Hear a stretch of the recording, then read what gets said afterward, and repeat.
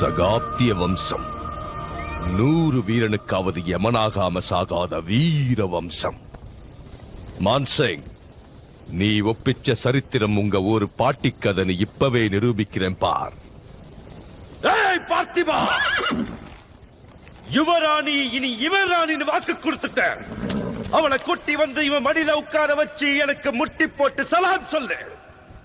உன்னை பெற்றோருக்கு கொல்லியிட விட்டு வைக்கிறேன். நானும் உனக்கு உயிர் பிச்சை தருகிறேன் ஷேர்கான்.